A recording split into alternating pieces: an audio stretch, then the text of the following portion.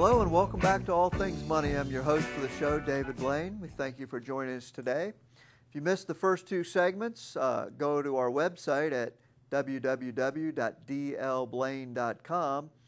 There you'll find archived copies of the show. In the first segment today, we talked a little bit about what's going on in Greece and what's happening in the markets today, as well as touched on the increased government involvement in the markets and what that means for you as an investor.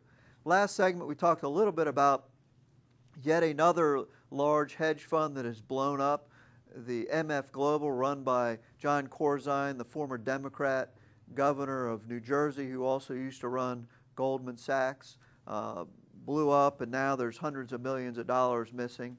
Once again, reiterating my warning to investors out there about hedge funds, as well as chasing the hot hand, whether it be a hedge fund manager or some guru or some mutual fund.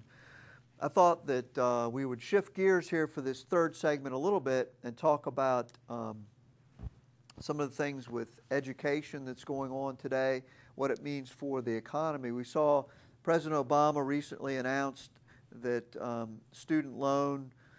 new provisions for student loan, and I won't get into the political side of it, but the reality is probably not going to help anybody, frankly. It's mostly a political move.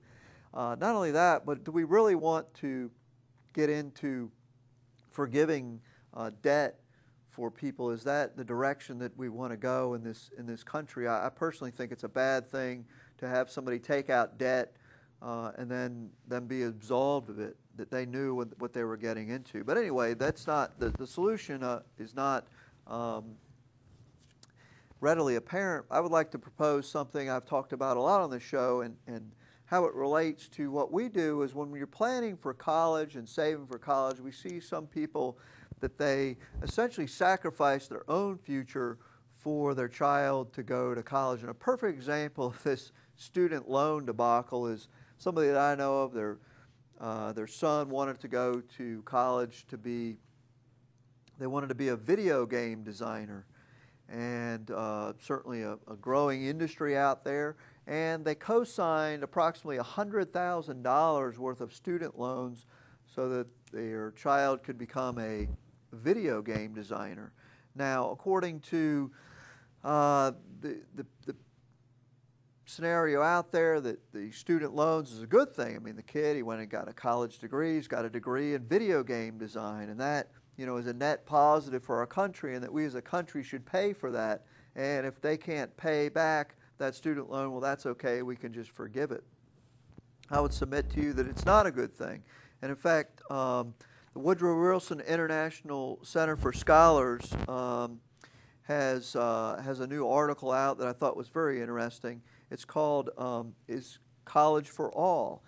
This goes back to my point that a 4-year degree at an institution is not the only way to succeed in life. And in fact, as that becomes the mantra, college is a business, and the colleges are out there promoting this, and someone that isn't really interested in going to college, that goes to college and just kind of sloughs through, more often than not they drop out after a couple of years. It's a tremendous waste of money, especially if the parents are paying for it and sacrifice their own retirement. Now, I'm not saying that it's not a good thing.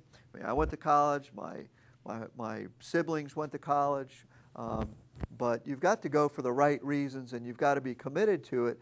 And my point is more that if you don't want to go, we need to have an option in this country that says, hey, it's okay that you don't want to go to school, you don't want to get into debt, $200 million or $200,000 to become a social worker. That's just not, the economics of that just do not work out.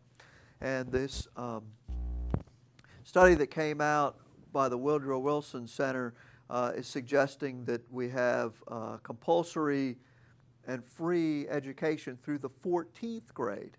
Kind of interesting that they said that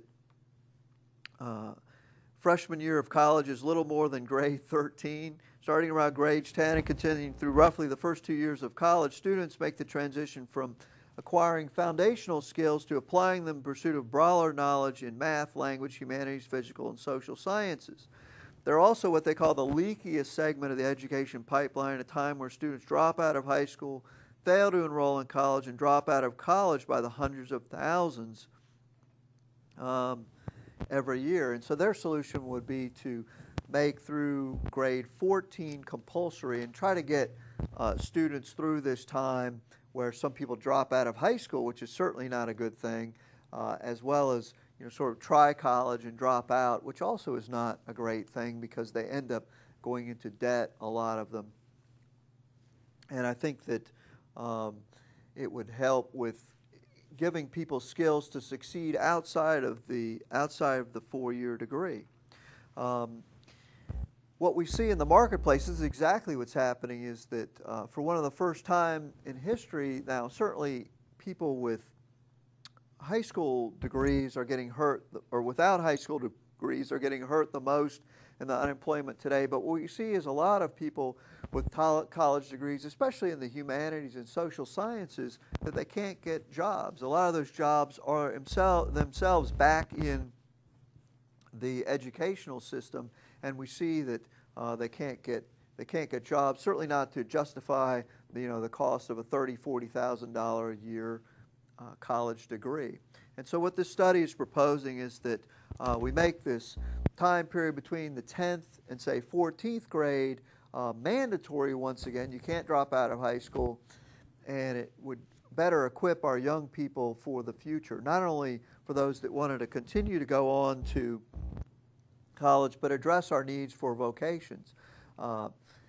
There are a lot of things out there that don't necessarily need a college degree. A lot of the computer engineering, network administration, a lot of these type of things. Do you really need to go to college, for 4 years and take classes that you're not really interested in, that don't apply to what you want to do in life? The fact is, college used to be designed for a well-rounded education, and then there were certain professions such as medicine or law or things like that that you had to go several more years.